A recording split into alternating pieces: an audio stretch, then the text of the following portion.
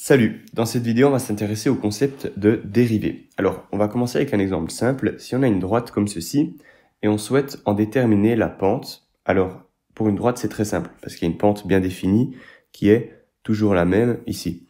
Donc la définition de la pente, c'est la même que dans le monde réel, donc c'est de combien je suis monté pour de combien j'ai avancé. Par exemple, pour une route, si ça c'est notre route, alors si on est monté de 100 mètres et on a avancé de 300 mètres, alors la pente, c'est je suis monté de 100 mètres pour 300 mètres de déplacement de gauche à droite. Donc la pente, elle est de 3. Donc pour une courbe, une fonction, ce sera exactement la même chose. Il faut voir de combien est-ce qu'on est monté pour un certain déplacement. Ici, le déplacement de 1 à 3. Et donc ici, on a un déplacement en Y, qu'on note souvent delta Y pour une différence en Y. Et ici, on a un déplacement en X qu'on note souvent delta X. Et c'est pour ça que pour une droite, on dit que la pente, c'est delta Y divisé par delta X. Ici, en l'occurrence, notre delta Y, on est passé de 0 jusqu'à 3. Donc c'est 3. Et notre différence en X, c'est de 1 à 3, donc pour 2. Et donc notre pente, c'est 3,5.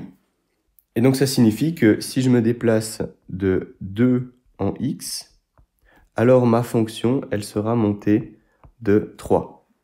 Et de manière similaire, si je me déplace de 4, ma fonction aura monté de 6, etc.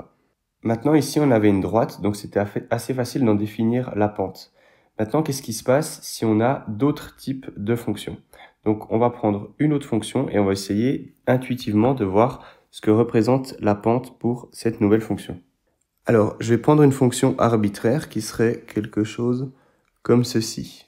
Donc ici, on ne peut pas définir une pente qui est toujours la même. On voit que ici, ce sera beaucoup plus pentu que ici, par exemple. Et donc, c'est pour ça qu'on définit la pente seulement en un point. Donc, pour commencer, on va essayer de définir la pente en ce point ici. Donc, ce point, on va noter que c'est le point X. Si maintenant je souhaite en définir la pente en ce point, alors on peut faire comme avant. On peut faire un déplacement ici et voir de combien on est monté sur notre fonction. Sauf que ça, bien que ça s'en rapproche, c'est pas une droite parfaite, ce segment de fonction. Donc, ce qu'on va faire ici avec ce delta y sur delta x, c'est une approximation de la pente en ce point. Donc, on va quand même faire cette approximation. Qu'est-ce que ça donnerait d'un point de vue algébrique? Si ce delta x ici, on le note h, alors ici, on est en x, donc rendu ici, donc là sur l'axe, on est en x plus h. Ici, on fait h. Donc, ce point-là, c'est x plus h. Donc, notre différence en x, ce déplacement qu'on a fait ici, c'est x plus h moins x, donc simplement h ici. Donc, on sait que notre delta x, c'est h. C'est notre différence de déplacement en x. Maintenant, notre delta y, alors je vais faire un peu de place pour qu'on voit un peu mieux de quoi je veux parler. Donc, je rappelle, ce point ici, c'est le point x plus h. Et donc, on doit voir que valait notre fonction ici et que vaut notre fonction ici. Donc, si notre fonction, c'est f de x, on doit voir la fonction f de x et on est allé en f de x plus h. Parce que ce point, ici je vais mettre en vert, ce point ici, c'est la valeur de la fonction en x plus h, car x plus h, c'est ce point vert-là. Donc f de x plus h, c'est ce grand point vert, et f de x, c'est ceci. Donc cette différence ici en y, ce sera f de x plus h moins f de x. Et donc, je vais le noter. On a f de x plus h moins f de x qui vaut notre différence de déplacement en y. Alors maintenant, je vais améliorer le dessin et on va revoir ces deux valeurs algébriques, ce qu'elles représentent. Donc voilà, les deux points rouges qu'il y a sur notre courbe ici, donc celui-ci et celui-là, c'est respectivement la valeur de la fonction en x et en x plus h.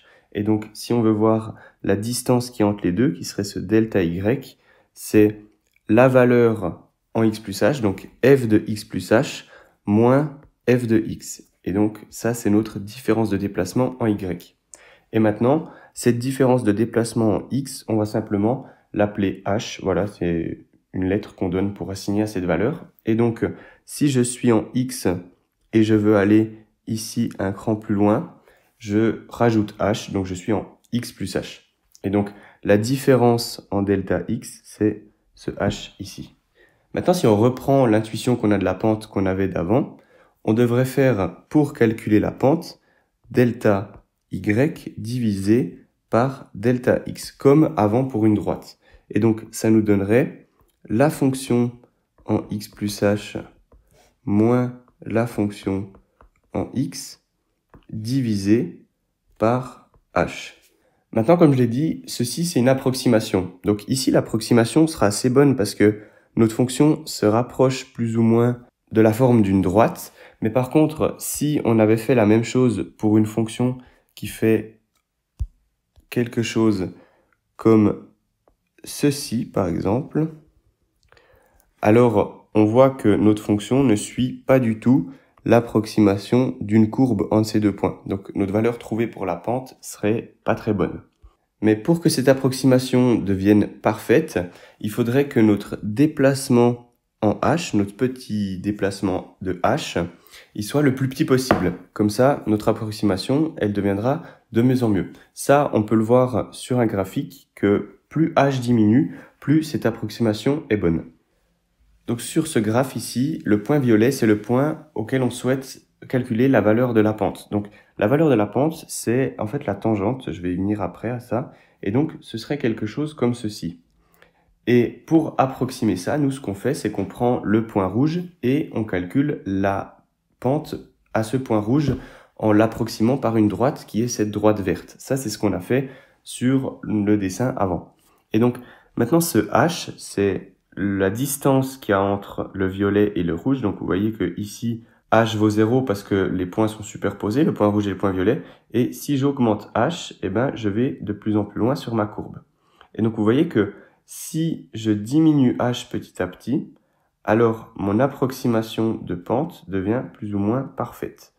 Ici, c'est le plus petit h que j'arrive à faire avec mon logiciel. Alors, je peux le rentrer à la main, je pense. Si je prends un petit h de 0,00001, alors on voit qu'on a une très bonne approximation. La pente exacte, c'est ceci. Et donc, vous voyez que la droite verte et la droite noire sont l'une sur l'autre. Si j'augmente h, alors petit à petit, mon approximation est de moins en moins bonne. Et donc, pour que l'approximation soit parfaite, il faudrait que ce h soit le plus petit possible pour être exactement sur cette droite noire. Donc, je vais montrer une dernière fois ce que ça fait. Alors, ici, on a un très grand h avec une très mauvaise approximation. Et plus je me rapproche, plus mon approximation est bonne jusqu'à avoir une approximation parfaite pour h vaut 0. Alors maintenant, si on revient sur notre dessin d'avant, on était arrivé en ce point-ci. Et l'avantage, c'est qu'on n'avait pas assigné de valeur spécifique à h. Et on a vu que plus h est petit, plus notre approximation est bonne. Et donc, si on veut la meilleure des approximations, il faudrait que h vale 0, sauf qu'on ne peut pas mettre h vaut 0 parce qu'on aurait une division par 0 si on fait ça. Et c'est pour ça qu'on utilise le concept de limite pour définir cette pente, qui est de dire que c'est la limite quand h tend vers 0 de cette équation ici qu'on a définie avec notre dessin avant. Donc, la limite de ceci. Et ceci, c'est la pente en ce point x. Maintenant, si x est autre part, si je prends par exemple x ici, alors l'équation sera exactement la même. C'est la fonction si je fais un tout petit déplacement, moins la fonction en ce point spécifique, divisé par le déplacement que j'ai fait. Donc, de combien j'ai varié en y, en hauteur, pour le petit déplacement de gauche à droite que j'ai fait. Et donc ceci, depuis avant je parle de pente en un point, mais ça s'appelle la dérivée de x, qu'on note f' de x comme ceci. Et donc plus tard, quand on va te parler de la dérivée d'une fonction, il faut vraiment avoir en tête cette idée de pente en un point. Donc ça c'est le graphe d'avant avec notre approximation en se servant de h, ici, qui venait vers 0 pour approximer cette droite noire. Et donc cette droite noire, c'est la dérivée, c'est la pente de ma droite en ce certain point. Et donc si maintenant je fais varier ce point pour l'évaluer en différents endroits, on voit que la tangente, c'est quelque chose qui est assez intuitif. C'est ce qui vient effleurer la droite comme ceci. Et donc ici, je peux dessiner ma tangente tout autour de ma courbe. Maintenant qu'on a cette intuition, on peut revenir sur notre dessin d'avant et je vais voir juste une petite utilisation possible des dérivées et tu la verras plus tard pour identifier les maximums et les minimums. Si on garde en tête cette histoire de tangente à notre courbe, alors il y a deux endroits pour lesquels j'aimerais dessiner la tangente parce qu'elle est intéressante. Si on prend ces points qui sont les points ici de minimum et de maximum de la fonction, qui sont un sommet et un plus bas de notre fonction, alors si on veut faire la tangente en ces points, on aurait quelque chose de tout droit comme ceci. Alors, je suis pas totalement sur le point, mais ça donnerait quelque chose comme ceci, qui serait tout droit. Et si on veut le faire pour le maximum, pareil, on aurait quelque chose comme ceci de tout droit. Et donc, ces points, ils sont très importants parce que c'est le maximum et le minimum de nos fonctions. Et ils sont très faciles à identifier parce que si on a une pente qui est comme ça, tout droite, alors ça voudrait dire que si je considère cette droite ici rouge, pour un petit déplacement en y, pour un delta x donné, j'ai fait aucun déplacement de haut en bas. Je suis toujours à la même hauteur. Et donc on a delta y égale 0. Et donc si on veut faire delta y sur delta x, on trouve une valeur de 0. Et je rappelle que ce delta y sur delta x, c'est la dérivée en un certain point, en point en lequel on a évalué cette tangente, cette droite rouge. Et donc ça, ce sera notre dérivée en ce point x ici donné. Et donc ici, c'est le maximum. Et si, avec le même raisonnement, on trouve qu'au minimum, on a aussi une dérivée qui vaut 0. Et donc pour identifier les points de maximum et de minimum de notre fonction, c'est les points en lesquels notre courbe aura des tangentes qui sont toutes droites comme ceci, pareil ici en haut. Et donc, on n'aura que à restreindre notre analyse au point où cette dérivée ici vaut 0. Voilà, j'espère que cette histoire de dérivée est un petit peu plus intuitive maintenant. Alors, il faudra apprendre à les calculer et à les utiliser, notamment pour trouver les maximums et les minimums. Mais j'espère que cette intuition t'aidera à t'en servir et à les appliquer plus facilement.